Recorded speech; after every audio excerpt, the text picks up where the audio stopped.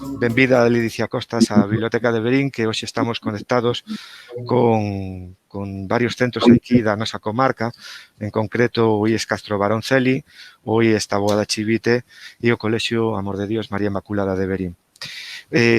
Hoxe, pois, tócame facer a miña presentación porque a Concelleira de Cultura, Emilia Somoza, pois, que nos estivo acompañando e que cousa de agradecer sempre, pois en todas estas conferencias pois sempre facía a presentación ou nos acompañaba, pero hoxe por un problema familiar pois non pode estar connosco e me pediu que fixe esa oportuna disculpa e aquí queda. Hoxe temos a Ledicia Costas, que ven a falarnos sobre a súa obra Infamia, un thriller cunha temática, bueno, dura pero moi realista, é dicir, isto que hai é a sociedade, non? Pero quedome co positivo, quedome con que é un libro, unha obra de 280 follas aproximadamente, unha escrita como nos ten acostumbrados Ledicia Costas, unha escrita moi cuidada. Quizás, se tuviera que destacar máis, é unha obra que é moi emocional, chega ao lector, non te vai deixar indiferente, e dende a primeira folla vas quedar enganchado e vas querer seguir. Foi a min foi o que me pasou, é emocional, é un libro no que o consigue transmitir todas as emocións dun escritor. Eu creo que é unha parte moi importante. Ledicia Costas ven con unha obra máis cara ao público máis adulto, sendo unha autora consagrada dentro da literatura juvenil, infantil juvenil, sendo incluso, bueno, pois ni máis ni menos que Premio Nacional de Literatura no ano 2015, pero bueno, como ese premio ten outros tantos, traducida a moitísimas linguas. Así que para nós é un honor. Eu non remato aquí a miña presentación, logo pois faremos algunha preguntiña, ben seguro, a miña compañeira Aurora e Maseu, pero quería deixar unha pregunta no aire, Ledicia, pois xa queres contestar xa ou ao largo da túa intervención, non? É máis alá das personaxes, non? Ese personaxe, digamos, central, non? Que é Macruz, máis alá de Merlo, ese Merlo que me chegou tamén a alma, esa néboa que envolve todo, que agocha, que incluso en determinados momentos hasta agobia esa néboa que quere tapar todo, non? Pero hai outra cousa que destaco, me pareceu moi original neste libro, que é que o lector sempre ten moita información, non? Ten moita información de todo o que vai a transcurrir. É moi original nese sentido. Para mí me parece unha novela magnífica, e dende aquí a noraboa á autora, que, bueno, que nos ten acostumbrados a grandes obras sempre. Así que, novamente, mil grazas, Ledicia, por estar connosco, mil grazas por estar aquí en Verín, nada, a ver cando podemos estar presencialmente, que, pois, quedas agora a conferencia e oxalá que logo podamos ter un montón de preguntas. Moitísimas gracias de corazón. Grazas a vos, grazas á Biblioteca de Verín por este convite a compartir este anaquiño de mañá con vos de maneira virtual. A mí o que me gustaría é estar aí en Verín, estar con vos en directo, pero non a través dunha pantalla, sino en carne e oso. O que pasa que as circunstancias deste curso xa sabemos as que son un pouco particulares, non queda máis remedio que adaptarse. E por outro lado penso, bueno, pois menos mal que temos esta posibilidade de falar a través dunha pantalla mediante videoconferencia. Nese sentido, eu sei que a Biblioteca de Verín non parou a actividade, decidiron continuar malia a pandemia, e iso para as persoas como a min que nos dedicamos á cultura é algo que valoramos. Así que, desde aquí, os meus parabéns por continuar malia todo e o meu agradecemento. E nada, benvidas e benvidos o alumnado que participades neste encontro. É certo que eu teño unha produción así bastante intensa no campo da literatura infantil e juvenil, e moita xente me pregunta e por que de súpeto escribes infamia? Non sei se coñecedes algunha das miñas outras obras, pero se algo caracteriza os meus libros para público infantil, perdón, é o humor.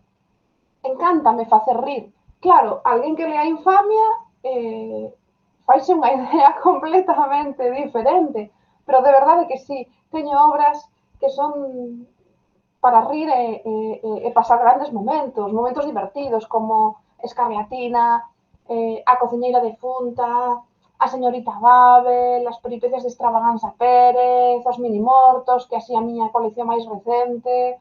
Sempre, é certo que sempre trato temas controvertidos, sempre a morte está moi presente nas miñas obras, pero adoito facelo con humor, salvo algunha excepción, que é certo que teño obras xuvenís como O corazón de Xúpiter ou Unha estrela no vento, onde tamén, bueno, se trata o tema da morte dun xeito un pouquiño descarnado, tal vez, pero non é o habitual. E non hai moito que descubrín que a morte era unha constante en todas as miñas obras.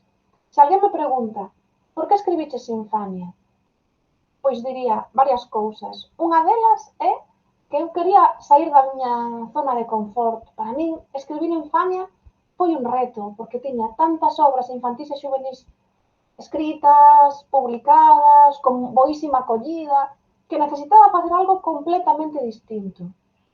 E a mí me encantan eses libros que empezas a ler e non podes parar, que te metes dentro de tal xeito que non queres sair dese universo. Parece que ti és un personaxe máis, que formas parte dese mundo literario. E por outro lado, que a medida que vas avanzando, estás chegando ao final, pensas, pero só me quedan estas páxinas. Quero demorar a lectura, parala, para que non acabe, porque quero máis. Esa era a miña intención. Quería escribir unha novela que provocase iso nas persoas que se achegasen a ela. E por outro lado, eu considérome unha autora implicada na sociedade e nas cuestións sociais que nos rodean. E hai un caso que non sei se coñecedes, que hai xa varios anos, que é o caso do asasinato de Marta del Castillo. Marta del Castillo era unha rapaza de Sevilla de 14 anos que unha tarde saiu da súa casa e xa non regresou nunca. Foi asasinada, de feito, a día de hoxe hai unha persoa, un home, que naquel momento era un mozo, que está cumplindo condena polo seu asasinato. Houbo varias persoas implicadas, mesmo algún naquel momento do asasinato era menor de idade, tamén se puxeron sobre a mesa o nome de varios familiares deses mozos que participaron do asasinato. O caso é que non se sabe onde está o cadáver, ninguén revelou a día de hoxe onde está ese corpo. E que sucedeu? Pois sucedeu que se buscou por todos os lados, buscouse ríos, montes, de feito foron cambiando a declaración as persoas condenadas varias veces dicindo pois está ali, non, pois está no outro lado, non, pois está neste outro lugar. E eu sempre me poñía no lugar dese pai e desa nai e pensaba, isto ten que ser horrible, ten que ser un pesadelo estar pasando por isto. Bueno, pois a día de hoxe, eses pais, ese pai, esa nai, non puideron enterrar a súa filla. Por iso me interesaba ese nexo de unión de un asasinato, no caso de Infamia é un dobre asasinato, pero sen cadáveres.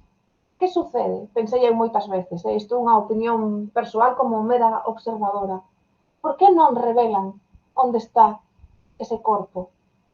Ou porque non o saben por algunha razón a día de hoxe non saben onde está, porque non coñecían o punto exacto, que me parece difícil con todas as buscas que se levaron a cabo, ou Claro, se aparece o corpo, se lle practica a autopsia, van sair datos que o mellor agora pois non están sobre a mesa, que descoñecemos, e se sabería realmente pois que pasou con esa rapaza, que lle fixeron realmente. Bueno, todo isto é arrepiante. Claro, ahora diredes, Dios mío, esta muller de verdade que escribe libros de humor? Sí, de verdade que sí. Intento escribir libros de humor, pero, insisto, precisaba romper de xeito radical co que fixera ata ese momento. Entón, baixo esta premisa dun asasinato, dun dobre asasinato sen cadáveres, arranquei a escrita da novela. O primeiro capítulo que escribín foi o capítulo da casa abandonada. Ese foi o primeiro. E logo volvín atrás. No inicio, eu son moi caótica escribindo. Quero dicir, non teño un mapa co deseño de personaxes, toda a escaleta do que vai suceder en cada capítulo, en absoluto. Son un desastre para planificarme. Logo é certo que son moi disciplinada e que a escrita lle dedico moitísimas horas, pero son moi caótica, necesito ir construindo as historias sobre a marcha. Entón, no inicio, eu quería que Emma fose a protagonista. A ver se me explico ben. Eu quería que sobre a cabeza de Emma houvese unha cámara que fose contando toda a historia desde o seu punto de vista. E isto é para enlazar co principio. Pero, que sucedeu? Sucedeu que cando ia xa polo terceiro capítulo pensei, pois creo que sería máis interesante ofrecer unha visión máis poliédrica, unha visión coral. Entón, puxemo bastante difícil, porque o que fixen foi ir cambiando a cámara de perspectiva, de cabeza, non? Para ter unha visión de todas as persoas que participaron disto. Claro, iso a nivel técnico, pois me supoñía bastantes complicacións, pero me pareceu interesante ofrecer a posibilidade de que o lector, a lectora, soubese máis que os propios personaxes. Iso, a nivel de escrita, pareceume, que é o que comentábamos ao principio, pareceume un reto que eu tiña que intentar. Por iso ten esta estrutura tan particular. E empecé a escribir a novela e de súpeto salta en todos os medios de comunicación o caso da manada, que naquel momento estaba de plena actualidade, por desgraza, a día de hoxe tamén, por que? Bueno, porque parece ser non é que as violacións grupais eh, están sucedendo con moita frecuencia. E a verdade é que quedei impactada ao ver os comentarios que fixeron os xuíces que xulgaron o caso en primeira instancia, moi desafortunados, moi fora de lugar, e cabreime moito. E entón creo que por iso Infamia pois ten as características que ten, e por iso afonda tanto neste tipo de cuestións. E logo hai outra cousa da que non se volta a falar, que é o rol da violencia, perdón, o ciclo da violencia, é dicir, como persoas que durante a súa infancia sufriron abusos, sufriron violencia, sufriron violacións, como ao final acaban pasando, en moitos casos, de vítimas a verdugos, é dicir, acaban sendo eles persoas que abusan doutras. E me interesaba moito mostrar todas esas caras. Claro, facendo pescudas, descubrín, que tampouco sabía, que hai moitísimos casos de pederastia no seo da Igrexa Católica pendentes de resolver, curas que están agora mesmo, galegos, curas galegos que están agora mesmo cumprindo condena, e eu dixen, caramba, que silencio tan aterrador hai arredor de todo isto. Na miña cabeza, a imaxe era a seguinte, é como se os muros da igrexa tivesen arredor, perdón, as igrexas tivesen ao seu redor uns muros tan grosos e tan altos que o que sucede aí dentro, pois non pasa, non? Para fora, non pasa ao exterior. E eu teño a sensación de que aquilo que non se conta, aquilo do que non se fala, é como se non existise. Entón, claro, son temas controvertidos, pero eu creo que hai que ter a valentía de falar deles, porque é o xeito de facelos visibles e que saian para fora, que saian ao exterior. Claro, que sucede? Que Infamia é unha novela que doe. A min doeume escribila. Eu confeso que houve moitos momentos e moitas escenas nas que tiven que parar, coller aire e o mellor retomar pois o día seguinte, porque non era quen, porque conto cousas durísimas. E tamén hai algo que me preocupaba, non? E era non pasar esa liña vermella da violencia, esa liña vermella do morbo, non quería caer niso. Entón, a verdade é que me tiven que poñer bastantes límites e tiven que aprender a equilibrar esa balanza e ter ese límite de non cruzar nunca esas liñas vermellas. Bueno, pois con todo isto que vos estou contando na cabeza, escribín este libro. Eu fun, bueno, son abogada, iba a dicir que fun, sono porque eu pon o meu título da universidade, pero non exerzo desde hai moitos anos. E a materia que máis me interesou na miña época de estudante de Dereito foi o Dereito Penal, que é unha materia que me parece absolutamente fascinante. Por iso, a protagonista, malia que non ten demasiado que ver comigo, agás algún comentario que fai sobre a xustiza, que aí sí coincido plenamente con ela, pois me interesaba.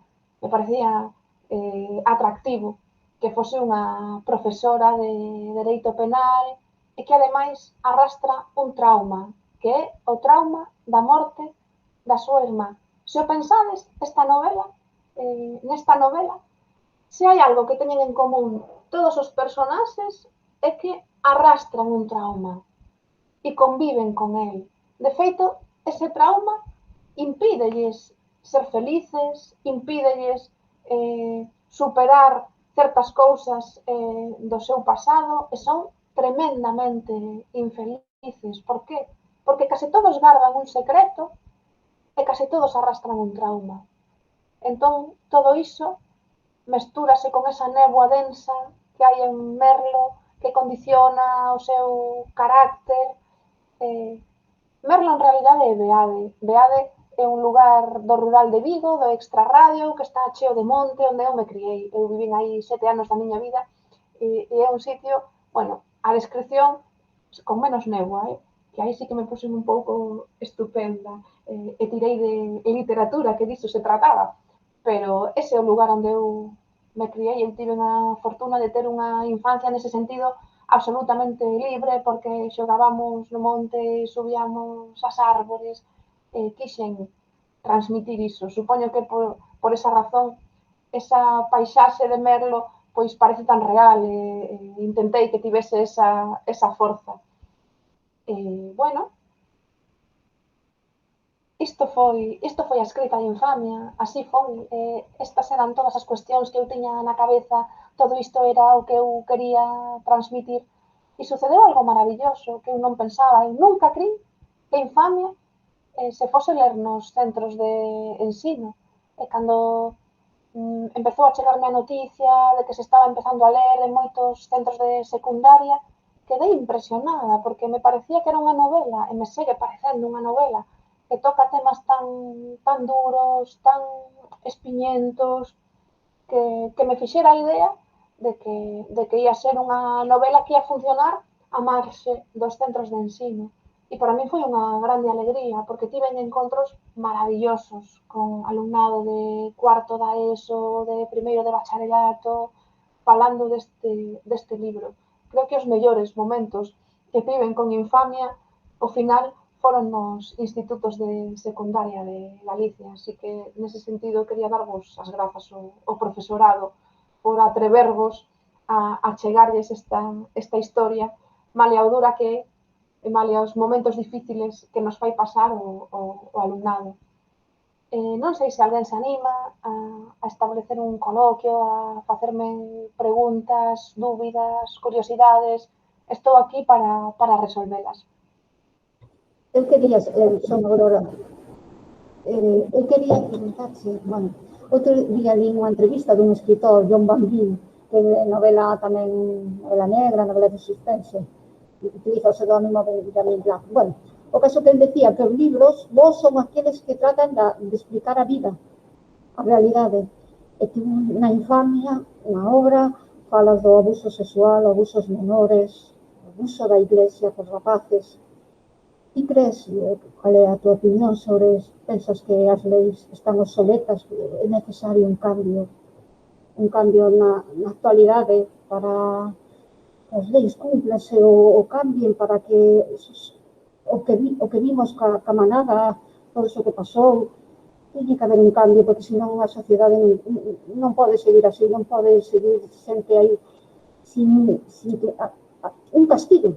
Ten que recibir un castigo, non pode a vida continuar, que esas rapazas pasen cousas tremendas que ponen a todos os pelos de punta, esos rapaces sigan afora, sigan sin ser xuzgados. Crees que a lei se están obsoletas? Eu creo que o primeiro que hai que facer é formar os e as xuíces en materia de igualdade. É imprescindible, porque iso evitaría que tivésemos que presenciar e escoitar comentarios como os que fixeron os xuíces cando estaban xulgando o caso da manada. Ten que haber aí persoas formadas, as persoas, primeiro xa, en primeiro lugar, que atenden as víctimas cando van interpoñer unha denuncia na comisaría. Primeiro, esas persoas son as primeiras que teñen que estar formadas en materia de igualdade. Pero logo tamén os e as xulgadoras, os xuíces tamén teñen que ter esa formación. É imprescindible. Eu recordo que o manual de Dereito Penal que manexábamos na universidade tiña comentarios terribles, terribles. Ese manual tamén merece, necesita e imprescindible unha revisión, porque é un manual que aínda se manexa a día de hoxe en moitas universidades. Entón, temos un problema xa desde a base. E, por suposto, se seguimos subindo chanzos, chegamos ao máis alto, que son as leis. Claro, manexamos un código penal que necesita unha revisión, que é o Código Penal que data do ano 1995. A sociedade mudou, por fortuna, mudou radicalmente. Entón, todas esas leis pois, precisan unha revisión. Pero, insisto, a revisión non é só unha revisión legislativa. Necesitamos unha revisión a todos os niveis e formación. Formación en materia de igualdade e que é imprescindible. Senón, o cambio non se vai producir. Eu iso é o que defendo.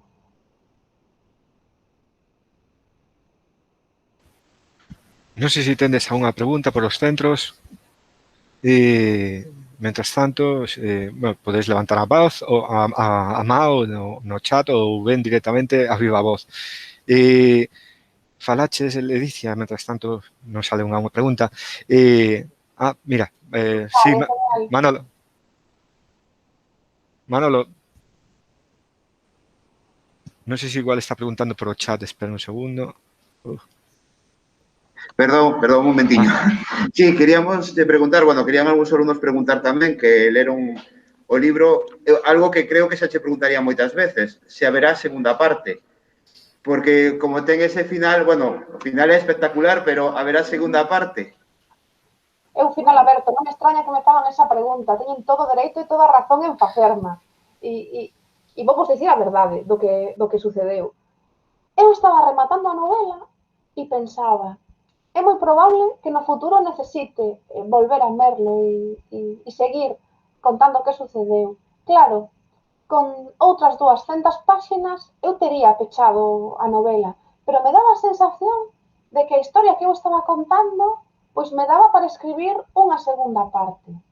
Vale, unha segunda parte que xa tiña ata na miña cabeza un título, ia titularse Sangue.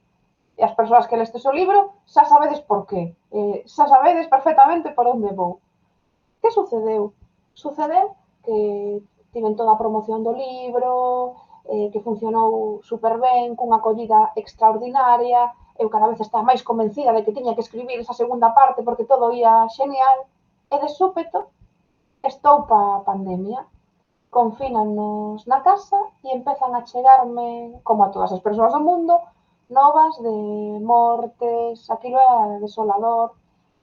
Os hospitais, as UCIs, un virus descoñecido, moitísimo medo, sair a rúa, a mí me daba, non sei se a vos, a mí me daba ao principio moitísimo medo, tocar calquera cousa, unha psicose tremenda. E a verdade é que psicolóxicamente non era quen de escribir algo que me fose afectar tanto, porque escribir Infamia foi complexo, pero escribir unha segunda parte tamén o ia ser. Entón non me sentín preparada para facelo, por ese momento social que estábamos e do que estamos empezando a sair. E entón que fixen? Escribir outra novela completamente distinta que conseguín entregar hai 15 días, que é unha outra novela para persoas adultas, que é un drama, pero cheo de momentos de humor, con moitísimo humor, e que non ten absolutamente nada que ver con Infamia. Entón, vou escribir unha segunda parte? Non o sei. Vou intentar que isto pase, pasar todo o tema da pandemia, do virus, das mortes, da enfermidade, e a ver se cando estea un pouco máis tranquila, coa mente preparada para abordar un proxecto tan duro, a ver se me animo. Estou aí. Estou empezando a volver a retomar esa posibilidade.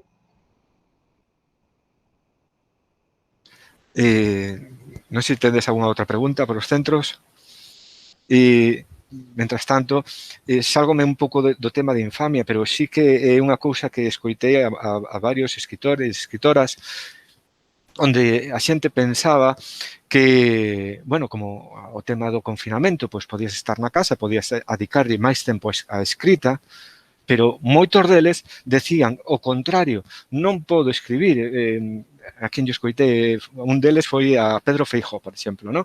E decía que se sentía, pois o que acabas de decir, unha sensación de agobio, vendo todo o que estaba pasando, ¿no? Todo eso que acabas de decir, moitísimo sentímolo tal cual, é dicir, o medo, o tema de bueno, que se ven o mundo abaixo prácticamente, ¿no? É dicir, con ese ánimo, vamos, como para escribir a segunda parte de Infamia. Enténdote perfectamente. Sí. O sea, e además é un libro tan emocional donde as emocións están a flor de pel. Outro tema, falas dos traumas, é unha cousa que é unha constante no libro. E outro tema que tamén bueno, que dices que te sorprendeu. Bueno, o libro esgotouse nunha semana, é dicir, a primeira edición tardaches unha semana en vendela. O sea, foi impresionante a acollida, pero bueno, relativamente eu non me sorprendería tanto porque é un gran libro. O sea, eu digo xo abertamente, non che poño medallas, ni moito menos, non temos por qué, pero é así, non? Entón, como ves, é dicir, esta acollida sendo esta temática que hai que poñela de manifesto, que eu estou completamente de acordo co que decía Aurora, como pensas, por que igual, non? O motivo desa gran acollida, de sendo un libro, bueno, pois, cunha temática dura, non? Pero, bueno, necesaria tamén contar. Nunca sabes o que vai suceder cun libro. De feito, eu sou unha autora, sobre todo, de literatura infantil e juvenil. Era o meu segundo libro para persoas adultas, pero o primeiro, que este que teño aquí, Un animal chamado Neua, que non é unha novela, é un libro de relatos sobre a Segunda Guerra Mundial, tamén durísimo, que tivera unha presenza discreta, imos dicir, con algún recoñecemento bonito, como o premio Losada Dieguez, pero a nivel de público, nada que ver con Infamia. Entón, eu escribín a novela pois, como fago sempre, con moita implicación e expectante para ver que sucedía con ela, pero non agardaba que estoupase como estoupou no mellor sentido, efectivamente. Un pouquinho máis dunha semana esgotouse a primeira edición e funcionou boca a boca. Eu creo que por iso funcionou o libro, porque unhas persoas empezaron a recomendarlle o libro a outras e se creou unha bola de neve maravillosa que empezou a rodar e rodar e rodar. E, de feito, a semana pasada me comunicaron desde a editorial que acababan de reimprimir, a sétima edición da novela. Iso quere dicir que o libro continúa circulando 2 anos despois. Estou moi satisfeita. Superou todas as expectativas que eu tiña, que non as tiña realmente creadas. Era a ver que pasa. Eu poño isto aí, este traballo, e a ver que sucede. Todo o que veña, benvido sexa. E foi extraordinaria a recepción, mellor imposible, a verdade.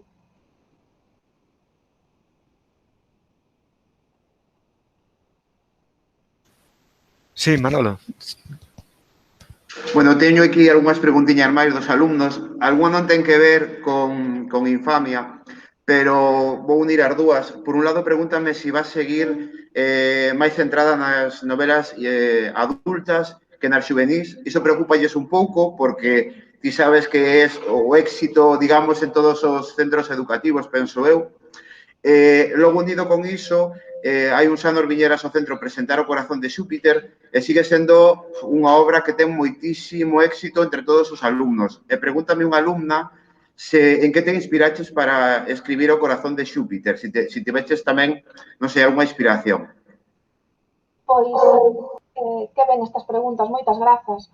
Por suposto que non vou abandonar a literatura infantil e juvenil. De feito, este verán o proxecto que teño entre mans vai ser escribir unha novela juvenil de corte social que enlace con unha estrela no vento e co corazón de Xúpiter, que son as miñas novelas juvenís que tratan pois temas sociais.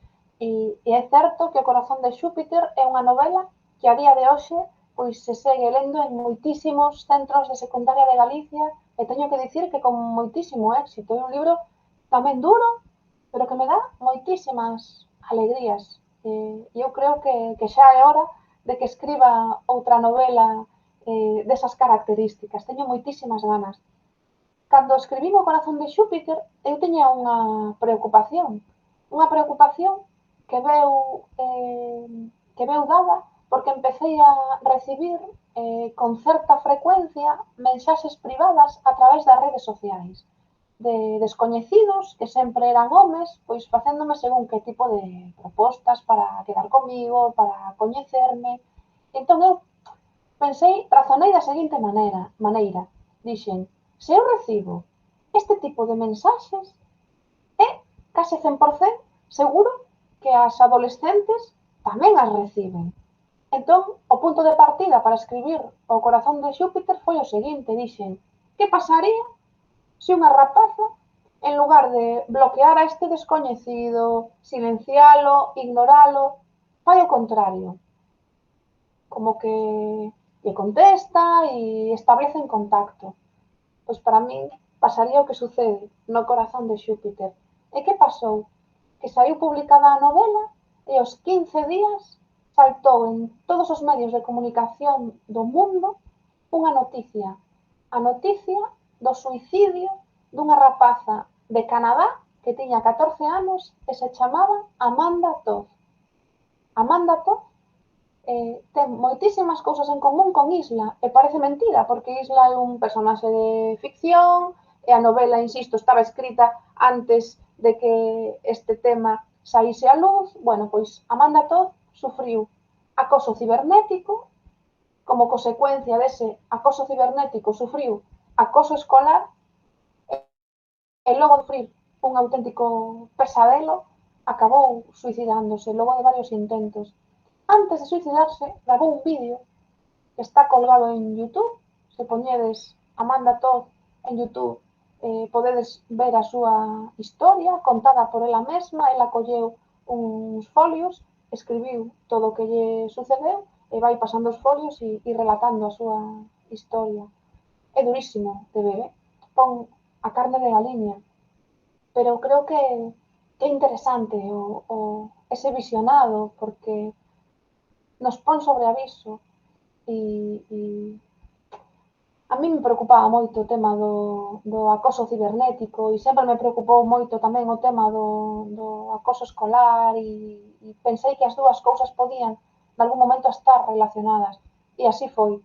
Eu fixe moitísimas visitas a centros de secundaria co corazón de Xúpiter e logo de rematar a charla, en varias ocasións, algunha profesora colleume e díxome que xusto isto que acabas de comentar, ou esa escena do vestiario, que as persoas que lestes o libro sabedes a que me refiro, algo así sucedeu neste centro, ou noutro centro onde me dixeron, que, mira, estaba na charla un rapaz estivo expulsado e se acaba de reincorporar ás clases logo dun episodio similar a este. Entón, bueno, para min a literatura é unha ferramenta, un vehículo extraordinario para poder falar de cousas do noso tempo e da nosa sociedade e tamén obrigarnos a facer autocrítica e pensar este tipo de sociedade na que queremos vivir.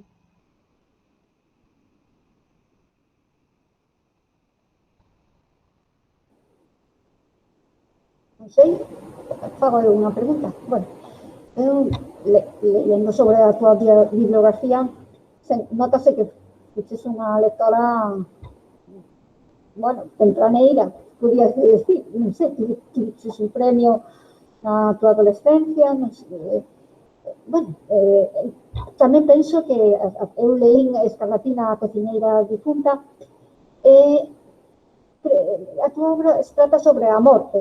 Non sei se é, claro, tamén un tema raro para os rapaces pequenos. Os adultos estamos habituados, pero hoxe veu a Soaria e dicíame que o seu fillo estaba con 6 anos e falaba todo o tempo sobre a morte, facíalle preguntas. Entón eu dixenlle, pois están os libros da Ledicia Costas que van moi ben, dice, pois no verán vou collelos, porque os nenos preguntan moito sobre a morte e non hai un tema, non hai referencia, como poden os padres falar sobre ello.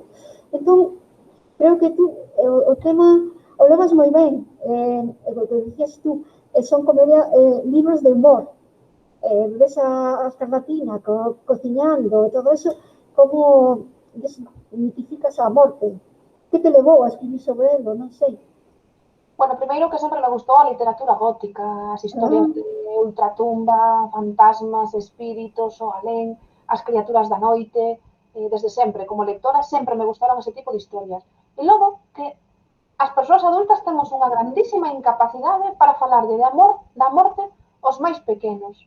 De tal xeito que cando morre unha persoa importante da familia, hai moitas ocasións en que as nais e os pais non son quen de dicirlle aos fillos, e dille outra cousa, pois, bueno, a avoa marchou a un balneario, ou a avó foi de vacacións a Estados Unidos, ou marchou en avión e está de viaxe.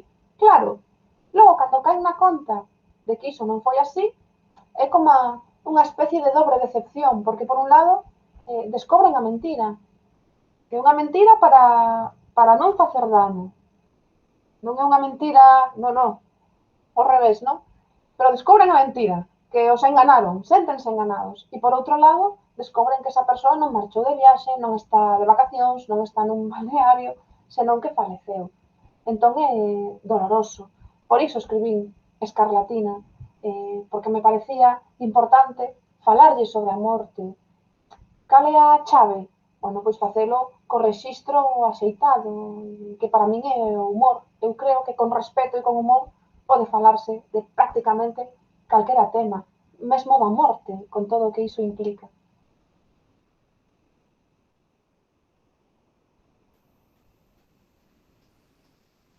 Non sei se tedes alguna pregunta por aí nos centros, algún comentario. Bueno, Aurori, non sei se queres rebatar ti con unha pregunta, porque sei que tiña unha batería preparada. Non sei se hai un colexio, non sei, non. Bueno, eu, aproveitando que están aquí os adolescentes, escoitando, eu penso que na etapa adolescente hai unha ruptura da lectura. Os nenos leen moito na etapa infantil, pero cando chegan á adolescencia como se non quixeran continuar. Eu penso, fagome unha pregunta sempre moitas veces, porque cando eu tiña esa edad, eu penso que se é por a lectura obligatoria, e non xa porque sea obligatoria, senón porque penso que cando logo lemos o libro que os profesores mandan nos ler, cando chegas a clase, eles non te preguntan o argumento, as emocións que te provocaron esa lectura. Aos profesores que están escoitando, interesalle o análisis, a síntesis, o comentario de texto. Iso fai, penso eu, que a lectura a deixemos de lado. Non sei, le dice a ti que pensas sobre eso, se a lectura obligatoria é boa ou... Eu pasei por moitos momentos na miña vida. Eu fui unha nena moi lectora e logo tiven épocas nas que lín menos e non pasa nada. Se unha persoa é lectora, se nunha época lê menos, logo sempre vai volver os libros e eu creo que temos que preocuparnos menos diso, sobre todo porque hai, cando vou a centros de ensino, eu sorpréndome das cantidades de recomendacións que me fan os adolescentes de lecturas que eu non coñezo, animes, series maravillosas. Para min, os adolescentes son os mellores e as mellores recomendadoras de libros, de películas, de música. Sempre van un paso por diante. Eu son da maneira de pensar que temos moito que aprender deles, de vos, que nos estades escoitando. Parece que estamos falando en terceira persoa, pero estades aquí. E iso é extraordinario. Eu tive unha experiencia persoal que foi a seguinte. Cando estaba no instituto, que, insisto, era super lectora, sempre coincidía que os libros que me poñían como lectura obrigatoria non me gustaban. Ao revés, parecíanme terribles, non acertaban comigo. Entón, que fixen? Bueno, pois cando tiña 16 anos, escribín esta novela. Baixo o seguinte punto de partida, dixen, vou escribir o libro que a mí me gustaría que me puxesen aquí no instituto como lectura recomendada ou como lectura obrigatoria. Bueno, vai dun rapaz o que lle dan unha navallada e lle pegan unha malleira. Así nace unha estrela no vento. E a día de hoxe, pois, só podo dicir que se segue lendo nos institutos é que eu sempre teño unha preocupación cando escribo unha obra xuvenil. Sempre penso, oxalá non suceda con este libro nos institutos o que me pasaba a min cando era alumna. Sempre teño esa preocupación. Claro, é imposible gustarlle a todo o mundo. Nunca vas a acertar o 100%, pero esa para min é unha preocupación central. E eu son máis partidaria non de obrigar a ler, senón de dar varias opcións, listas abertas, que o alumnado poida escoller entre diversas alternativas, por temáticas que lles poidan interesar, vos poidan interesar máis. Para min, creo que vos tendes que ser quen tomedes a decisión final, polo menos para non sentirvos obrigados e obrigadas a ler aquilo que me mandan, senón, bueno, teño varias opcións, pois me interesa máis este libro que aquel. Creo que é unha solución intermedia que non está mal. Bueno, vou contar unha anécdota. Tamén escribín un pouco este libro por rebeldía, porque, bueno, creo que vos pode resultar curioso isto que vos vou relatar. Mandaranme ler un libro en lingua galega. E logo facíannos exame oral. A profe nos facía un exame oral. E eu, que anos tería? 15 anos. Recordo que empecé a ler o libro e tiña un prólogo que non estaba demasiado relacionado coa historia. E entón dixen eu, este prólogo, eu vou ler directamente a novela, eu vou a historia. E pasei o prólogo, e non o lín. Pero si lín a historia, prometido, E cando chega o momento do exame, achégome á mesa da profesora, a primeira pregunta do prólogo. E eu, claro, dixen, e agora que fago? E optei por dicir a verdade. E dixenlle a profesora, é que non lín o prólogo, pero de verdade, que se me preguntas cousas da historia, sí que chas vou poder contestar. Segunda pregunta do prólogo. E eu dixen, pero mira, é que non lín o libro. O sea, perdón, non lín o prólogo, pero de verdade que me podes preguntar dos personaxes, da trama, que de verdade que o lín. Terceira pregunta do prólogo. Saquei un 0 cheguei a casa e tiven que confesar, saquei un 0. Pero como saqueches un 0 que a ti, co que ti lees? Bueno, pois saquei un 0. Por esa razón tamén escribín Unha estrela no vento, que é un libro que nace desa rebeldía, desa rabia, e o que lle estou moi agradecida, porque grazas a este libro estou hoxe aquí.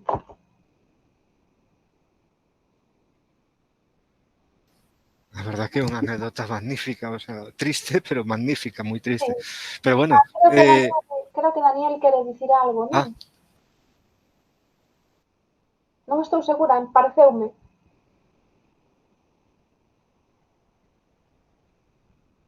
sí, adiante, Daniel. Hola, hola. Hola, bueno, bos días. Aquí estamos no Instituto, no IES Gustavo da Chivite de Verín. Estamos cos alumnos de primeiro de bacharelato D, de Dinamarca. Perdonade porque hai unha alumna que se chama Teresa que quere preguntar algo sobre o libro, vale? Perdón, se a pregunta, digamos, como non escoitamos ben toda a videoconferencia antes, se cadra é repetida. Perdón, disculpas. Bueno, a pregunta é por que escolliches ambientar a acción de Infamia en Merlo? Escollín Merlo porque é o lugar onde eu me criei, chamase Beade, na vida real, pertence ao radio, a unha zona rural, está moi preto tamén do campus universitario das Lagoas Marcos Ende, e como eu vivín aí e pasei aí tantos anos da miña infancia, parecíame que estaba ben falar dun sitio que eu coñezo tan ben. Entón creo que por iso Merlo parece tan real, porque que o é real. Moitísimas grazas. Grazas a vos. Grazas a vos. Non sei se tedes alguna outra pregunta desde outros centros. Bueno, pois le dicía, digo por as horas porque me están caendo aquí por o WhatsApp mensaxes dos profes que sei que estamos rematando o tempo. Tan solo queremos darche as gracias. Grazas por compartir o teu tempo connosco. De verdad que un placer escoitarte, lerte, sobre todo, porque é emocional, non? Eu penso que cando un autor é capaz de transmitir emocións ao lector, eu creo que hai pois, unha débeda igual do lector hacia o autor, non? E ese, para min, é motivo de orgullo de que esteas hoxe connosco, e de verdad que cho agradecemos. Moitísimas gracias por emocionarnos, por leerte, por estar connosco. Un placer, moitísimas gracias por estar aquí. Grazas a vos e, sobre todo, grazas ao alumnado por bueno, compartir literatura e oxalá o curso vindeiro poida visitar Verín e vernos en directo. E grazas polo convite á Biblioteca de Verín e por poñer todos os medios para que isto fose posible. Nada, moitísimas gracias a ti. Gracias aos centros por seguirnos. Vémonos na seguinte videoconferencia que xa pechamos este ciclo tan curioso, non? Ou por lo menos que gracias que podemos facelo. Así que moitas gracias e vémonos na seguinte videoconferencia. Graciñas, Ledicia, un placer. Gracias a todas.